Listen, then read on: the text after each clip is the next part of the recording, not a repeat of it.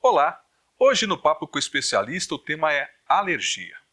Alergia é uma resposta exagerada e excessiva do sistema imunológico contra substâncias diversas que entram em contato com o organismo, seja pela via respiratória, pela via cutânea ou até mesmo por ingestão, causando diversas complicações nas pessoas diagnosticadas. Felizmente, devido ao avanço da medicina, quando o tratamento é iniciado precoce ou preventivamente, os pacientes convivem bem com a alergia. Segundo a Associação Brasileira de Alergia e Imunologia, cerca de 30% da população brasileira tem algum tipo de alergia, dos quais 20% são crianças. Devido à sua importância e frequência, foi criado o Dia Mundial da Alergia, celebrado em 8 de julho, como forma de conscientizar as pessoas sobre essa condição clínica, tendo como ideia principal apresentar os tratamentos disponíveis e desmistificar alguns conceitos. Para falar sobre o tema, o convidado do programa de hoje é o Dr. Jaime Obrist Neto, médico especialista em alergia e imunopatologia, professor assistente do Departamento de Pediatria da Faculdade de Medicina de Botucatu. Vamos então ao Papo com o Especialista.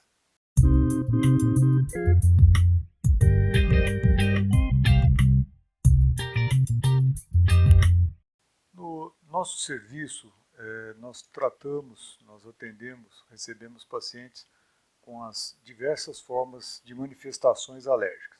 Então, manifestações cutâneas, temos muitos pacientes com rinites, temos pacientes com asma, pacientes picados por insetos e que desenvolvem anafilaxia, pacientes com urticária.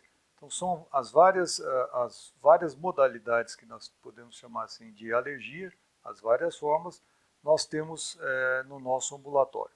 Então, nós até dividimos um ambulatório para os dias de doenças mais respiratórias, de alergia respiratória, outros com outras manifestações que não sejam só respiratórias. Mas o mais frequente ainda são as rinites, rinoconjuntivites também.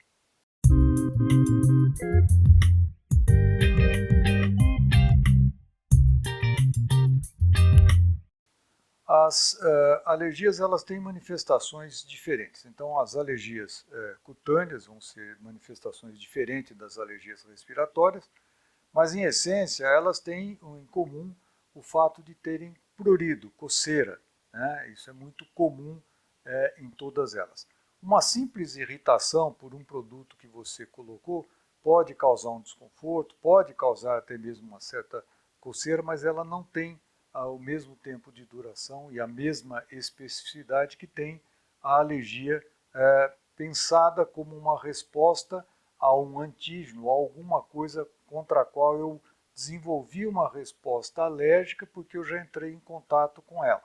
Então, nestas situações, que são as mais comuns, o que nós temos são as manifestações com prurido, mas eu posso ter também edemas, inchaços, o chamado angedema, posso ter também broncoespasmo. Então, na asma, que é uma forma de alergia, eu tenho uma outra manifestação. Então, sibilos, uma tosse e outras manifestações. Coriza, no caso das rinites, então o nariz fica escorrendo, espirros, que tem a ver com essa característica de liberação de uma série de mediadores que nós temos quando nós estamos desenvolvendo uma reação alérgica. A reação alérgica ela é comum para essas várias situações. A expressão clínica, a manifestação clínica vai depender do órgão que está sendo acometido e daquela característica do paciente, se ele tem mais um quadro cutâneo, um quadro respiratório, se é uma conjuntivite alérgica, se é um angedema, isso vai depender de como ela se manifesta para aquele paciente. Da mesma forma, nós não podemos ter um tratamento comum para todos. Isso vai depender da manifestação e do doente para que a gente possa indicar um tratamento mais adequado.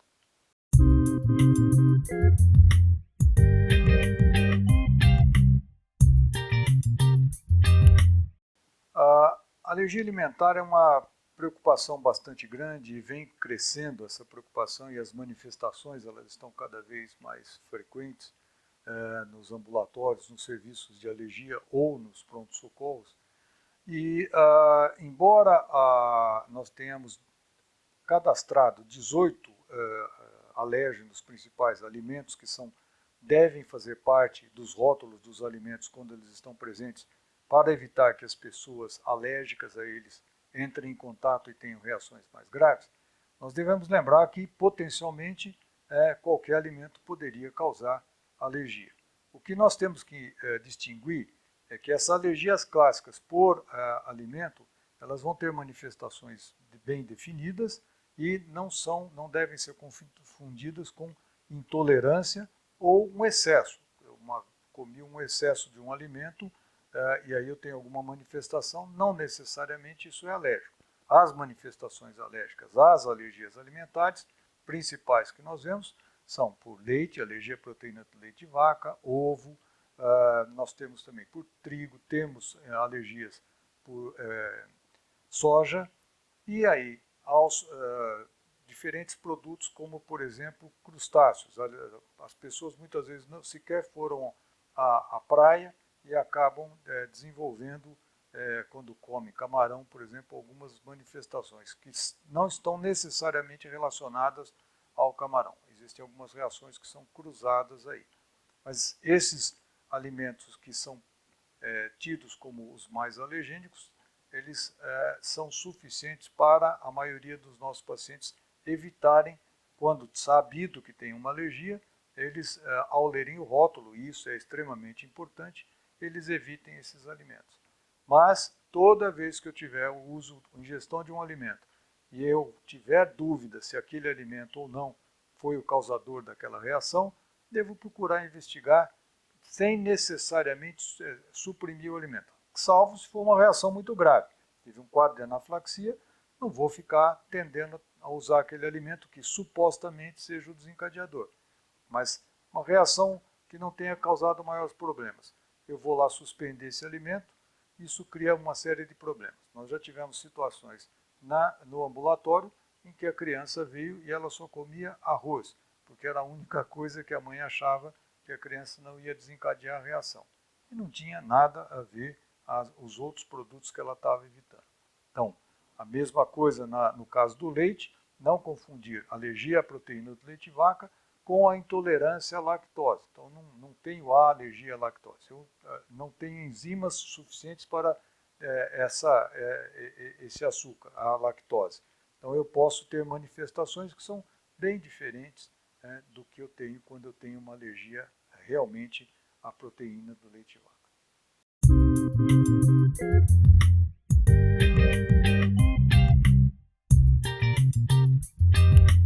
Nós sabemos ainda, apesar de toda a evolução que nós temos aí na ciência, muito pouco da interação do meio ambiente, do local onde nós estamos, das nossas práticas alimentares, a interação disso com os nossos genes. Então, se eu tenho uma predisposição genética para que eu desenvolva manifestações alérgicas, ou mesmo não tenha essa predisposição tão intensa, o ambiente onde eu estou, o meio ambiente onde eu fico, o tipo de alimentação que eu tenho, se eu fui amamentado, por quanto tempo eu fui ou não, todos esses são fatores que podem interferir. Então, é necessário que nós tenhamos um contato maior com a natureza, que isso não é um discurso de pessoas que querem fazer propaganda do naturalismo, ou seja lá o que for. Não, a volta ao contato com a natureza, contato com animais que muitas pessoas entendem como nocivo, na verdade não é. Isso tem estudos já demonstrando que essas pessoas que bem precocemente já têm contato com várias dessas fontes, que são tidas, algumas delas como alergênicas, né, na verdade caminham com uma probabilidade menor de desenvolver formas graves de alergia. Isso é importante por quê? Porque reforçar a questão de que precisa sim de aleitamento materno, reforçar que uma dieta seja a dieta melhor no sentido de ter vários alimentos com as mais diversas fontes de vitaminas e proteínas. Mas nós não temos que pensar só nessa questão, porque nós temos que lembrar também, quem mora em cidade onde eu tenho poluição, quem mora em cidades onde nós estamos vivendo agora um período em que tem queimadas, todas essas situações, elas agravam os quadros de alergia respiratória. Então, quem mora numa cidade que tem muita poluição, ou nos tempos, quem se lembra aqui de quando haviam queimadas de cana, nós tínhamos uma situação bastante ruim para os nossos pacientes. As mudanças climáticas vão interferir bastante, porque o que nós estamos tendo agora são períodos seco e frio, que habitualmente nós tínhamos isso, mas numa intensidade e um tempo muito maior. E isso agrava, para quem já é alérgico, isso agrava a condição, os quadros de alergia dele. Então, o paciente que se resolvia esse problema mais precocemente, agora fica um tempo maior com essa manifestação em função dessas mudanças climáticas também. Então, não é só uma questão de poluição ou não, tem a ver com nossa alimentação, tem a ver com os nossos cuidados diários. Então, eu moro numa casa onde eu tenho mofo, eu moro numa casa onde eu tenho uma série de bichinhos de pelúcia, eu moro numa casa onde moram muitas pessoas, eu moro numa casa onde eu tenho um colchão que eu não tenho uma proteção, uma capa, eu moro numa casa onde eu não cuido dos tapetes, as cortinas. Então, todas essas práticas, elas são importantes para reduzir a gravidade e o risco de sensibilização. Então, ainda que eu tenha uma chance pequena de me tornar alérgico, se eu não entro em contato com aquelas substâncias que me vão tornar um alérgico, vão me sensibilizar, eu posso passar muito bem a minha vida. Mas se eu moro num ambiente que não é favorável, isso vai fazer com que eu desencadeie crises ou que elas se mantenham por um tempo maior.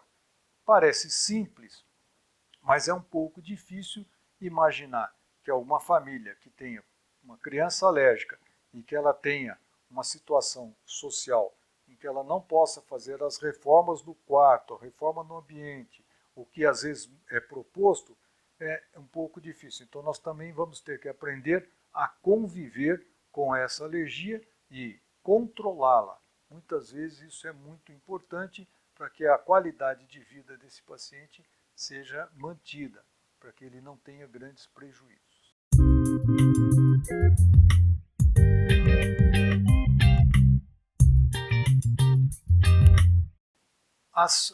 Nós temos aqui na nossa região, a maioria das nossas alergias são crônicas, né? As chamadas os quadros perenes. A gente tem uma situação em que as alergias sazonais por conta de pólens, elas são mais comuns em algumas áreas do país, no sul, mas isso também não é tão verdade, porque na medida em que nós estamos descobrindo novos agentes, novos pólens causadores de alergia, e muitas dessas identificações sazonais se deram por conta dos alérgenos que são comuns, por exemplo, na Europa ou nos países do norte, né, do hemisfério norte. Então, nós não temos para a nossa realidade o conhecimento daquilo que para a nossa região, para nosso país, possa desencadear alergias. Então, vamos imaginar que eu tenho uma árvore que só tem aqui no Brasil e aí eu posso ter alergia a esses pólens. Muito bem, então isso é sazonal. Na época da florada eu vou ter essa manifestação. Eu vou ao médico e ele vai pesquisar. Ele não consegue fazer o diagnóstico porque não existem antígenos disponíveis para os extratos para que eu possa identificar para essa árvore brasileira. Para as outras que são comuns e que possam também ter reação aqui no Brasil, isso está disponível. Então veja, não existe um tratamento específico para todas as doenças comuns a todas elas. Eu faço um tratamento só e resolve todos os problemas. Isso é um conceito errado que muita gente acha. Olha, para alergia tome isso, a vizinha recomenda, a tia recomenda, e aí vai retardando, vai atrasando a chegada desse paciente ao serviço de saúde, onde ele possa ser melhor orientado. Então veja, não existe um tratamento comum para todas as doenças. Se eu tenho uma alergia cutânea e o desencadeante disso é um determinado produto ou uma reação, imagina, eu tenho uma alergia porque eu levo uma picada de inseto, levo uma picada de abelha. e foi uma reação mais grave. Eu posso fazer imunoterapia. Devo andar, se eu tive uma reação anafilática, ter a adrenalina disponível. Se eu tenho uma situação em que eu tenho dermatite atópica, tenho alergias, esse quadro vai se cronificar, ele vai ficar ali. Então eu tenho que manter hidratação da pele. Posso utilizar alguns produtos que vão reduzir essa inflamação, mas eles não são comuns a, por exemplo, quem tem o quadro de rinite. Então eu não vou usar o mesmo produto, a mesma formulação para quem tem essas manifestações. A base, o produto corticoide, pode ser utilizado, mas as formulações são diferentes. Então nós temos que entender qual é a alergia para utilizar. O mais comum, o mais frequente, que é mais difundido e está em todas as prateleiras, nessa época do ano principalmente, nas farmácias, são os antihistamínicos, né, chamado antialérgico. Mas nós temos os corticoides, antileucotrienos, e a grande esperança nossa são os chamados imunobiológicos, aquilo que nós vamos atuar num braço mais específico, naquele ponto mais específico onde a manifestação alérgica é desencadeada por conta daquela reação. Então eu consigo modular de forma mais eficiente sem ter tantos eventos adversos, sem ter tantos efeitos colaterais. No caso dos antihistamínicos, a gente sempre dá preferência para os de segunda geração, que a gente chama, que eles não causam sonolência. Também é preciso entender que esses antihistamínicos funcionam sempre da mesma forma. Os de primeira geração causam mais sonolência, causam mais problemas. Tanto é que quem toma esses de primeira geração não é recomendável que dirijam, ou que pilotem avião, ou coisa que o valha, né? Então, é necessário entender qual é o medicamento também para que eu não saia achando. E esse remédio é muito bom para a pele. Ele pode ser bom para a pele, mas ele pode ter muitos eventos adversos. E no caso dos antihistamínicos, todos funcionam mais ou menos do mesmo jeito, ou do mesmo jeito, e a gente precisa entender que os de segunda geração são importantes, principalmente para crianças que têm distúrbios no sono, porque respiram mal, porque têm obstrução nasal, são respiradores oral. Isso chama atenção por quê? Porque o tratamento precoce previne que eu chegue numa situação em que eu tenha alterações faciais, por exemplo, no caso da rinite, que possam ser comprometidas e possam ser agravadas por essa procura tardia por um tratamento, pelo início tardio de um tratamento. Então, manifestações que depois vão servir, muitas vezes a criança serve de bullying, ou ela dorme mal, ela acorda cansada porque ela dorme mal, porque ela respira mal, o sono dela não é bom, e aí no dia seguinte ela tem uma prova, e ela vai mal na prova, não porque ela não consegue compreender, não estudou, isso pode sim acontecer, mas o fato dela dormir mal, não ter sono repousante, e às vezes até tomar remédios que não ajudem, né, isso faz com que ela também tenha um comprometimento da sua qualidade de vida. Então é importante compreendermos bem e fazermos uma medicina chamada de precisão. Não é pegar um pacote que serve para todo mundo. Nesse sentido, nós temos ainda muito o que caminhar no nosso sistema de saúde público, para que ele ofereça os melhores tratamentos para a nossa população. Infelizmente, o que muitas vezes é liberado ou está tido como verdadeiro pelo SUS, né, para que sejam utilizados dentro do SUS, não é o que nós dispomos para a ciência mais atual. Mas o que nós temos condições de atuar, com o que nós temos ainda, né, à disposição, dá para fazer muita coisa ainda.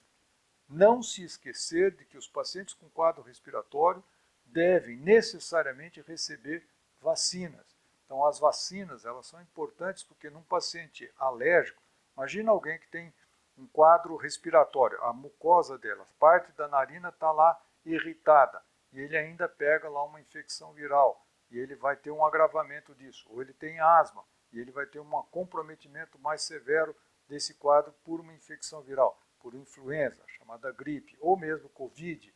Então, nesses casos, é necessário, principalmente para esses pacientes, tanto é que para eles, prioritariamente, quando não tinha vacina, eles eram os grupos prioritários para receber essas vacinas, quando não tinha vacina para todo mundo.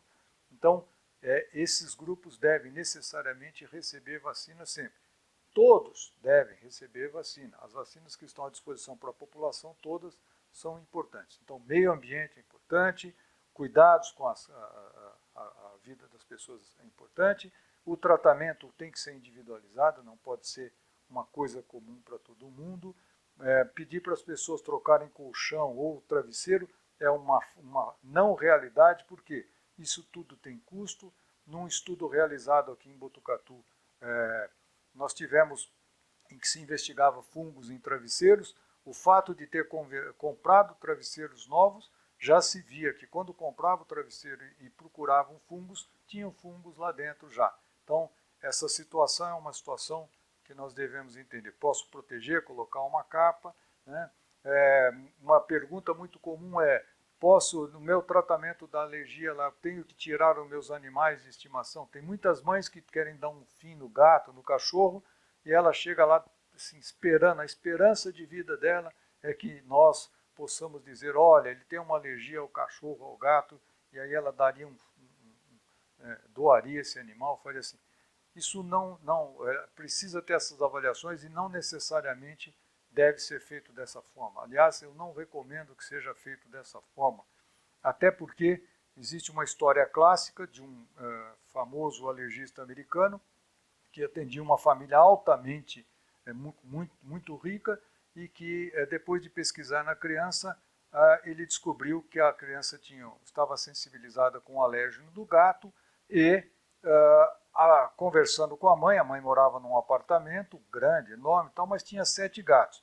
E ele, na ingenuidade dele, falou, a senhora precisa dar uma solução nisso. E ela deu a solução definitiva. Quando você está lendo, você fala dela, desapareceu com os gatos? Não, ela trocou de médico, porque deve ter um médico que consiga fazer alguma coisa um pouco melhor.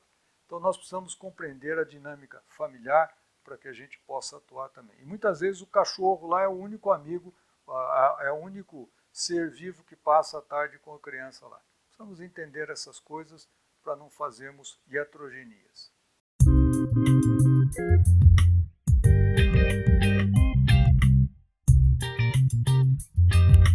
Asma e rinite alérgica são formas de alergia. Então nós podemos ter asma alérgica, asma causada por mecanismos imunes, e podemos ter aquelas que são causadas por doença profissional. Isso é uma outra situação. O que nós estamos vendo aqui hoje são as causadas por alergias, o modelo clássico chamado IgE mediado, lá, que a gente conhece bem. Rinite também, a mesma coisa. Mas assim, nós precisamos entender que muitas vezes, mas eu tenho uma alergia ao frio. É diferente a alergia cutânea, outras manifestações. Que muitas vezes eu tenho uma rinite que não está bem controlada e entro num ambiente frio ou mudo o tempo, e aí eu passo a ter estímulos mais intensos, estímulos que eu não tinha e que, em não tendo aqueles estímulos, eu conseguia controlar bem a minha vida. Mas aí, com eles presentes, eu não vou conseguir controlar. Uma situação que eu não falei, mas que é extremamente importante é cigarro. Não fume, não fique perto de quem fume, não fume dentro de casa. Essa história de que eu fumo lá fora e depois eu venho, não funciona, não é por aí. Tá? Esses pacientes que são alérgicos, que têm rinite, os pais, ou asma, e os pais fumam, é muito complicado, é muito difícil de você controlar. Tá? Tem outras coisas saudáveis para ser feita, vá passear com o seu filho, vá no campo, veja lá a natureza, principalmente em Botucatu, que é tão bonita, faça esse movimento que é muito importante.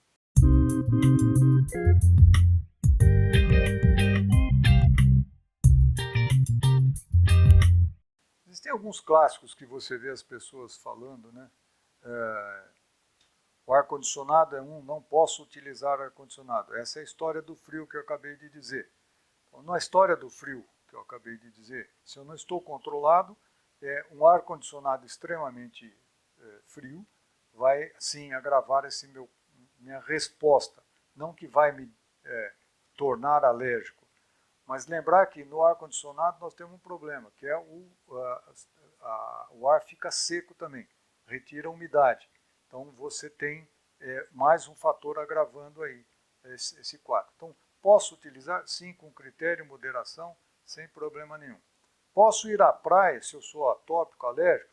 Pode ir à praia sem problema nenhum. Nós temos crianças que toda vez que vão para a praia, melhoram imensamente. É como se não precisassem mais de medicamentos. E temos crianças que moram na praia, não tem nada, mudam. Ou alunos que moram próximo à praia, vêm para Botucatu e começam a ter manifestações que eles não tinham antes.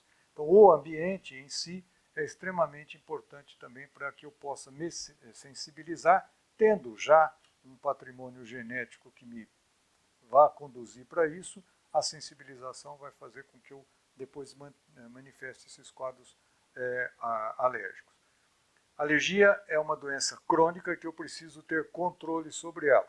Então, muitas vezes, a falsa impressão de que não tem cura. Por exemplo, alergia alimentar à proteína do leite de vaca, para alguns pacientes, eu consigo a cura, depois de um tempo ele se torna tolerante. Não tem problema nenhum, sem problema nenhum. Mas para esses quadros que nós estamos falando, principalmente rinite, asma, esses quadros eles podem durar um pouco mais de tempo, dermatite atópica. E aí, nesses casos, nessas situações, eu tenho que ter controle. Então, imaginar que porque é muito trabalhoso, é difícil, sim, é trabalhoso, é difícil, para a família, principalmente, isso é muito pesado, muitas vezes. O custo também não é pequeno, mas essa doença tem controle. Tá? Então, a cura, os períodos de remissão, que muitas vezes são entendidos como cura, né, não são. Eu vou ter essa condição de alérgico para uma vez sensibilizado para a minha vida toda. O que eu devo fazer é evitar. Então, se eu sei que eu vou lá na casa da minha bisavó, que guarda o quarto até hoje para eu ir lá dormir, fica lá o ano inteiro fechado, e quando eu abro tem ácaros de tudo quanto é tipo voando para tudo quanto é canto, é claro que eu vou, se eu estou sensibilizado a esses ácaros, vou manifestar um quadro alérgico. Então, eu posso me preparar antes para ir, posso tomar algumas medicações. Se essas medicações estão sendo prescritas, já posso adequá-las a uma situação de risco maior. Né? Nesses casos, tudo isso é possível. Então, essas são algumas dos vários mitos que nós temos. Não posso tomar sorvete? Pode. São situações em que foram se criando condições que iriam restringindo cada vez mais a melhor qualidade de vida desse paciente. Então, nós não precisamos dar para o atópico, para o alérgico, mais problemas do que o que ele já tem. O que nós precisamos é compreender o ambiente onde ele vive e aí sim desmistificar na medida em que esses pacientes tenham necessidade. Não é uma doença de rico, atinge ricos, pobres, não é uma doença de pessoas que, por alguma razão, tenham mais acesso ao tratamento. Pelo contrário, a gente vê que muitos dos nossos pacientes atópicos, alérgicos, não têm condições a esses tratamentos, embora muitas medicações ainda sejam disponibilizadas, não as melhores nas condições dela, mas sejam disponibilizadas pelo serviço público. Então, é necessário conhecer e tentar, na conversa com o paciente, dar um espaço para ele, perguntar o que te deixa tão preocupado assim? Quais os seus medos? Nós temos que lidar com esses medos. Né? Se nós não desmistificarmos esses medos, e são vários, são as situações mais absurdas aí possível.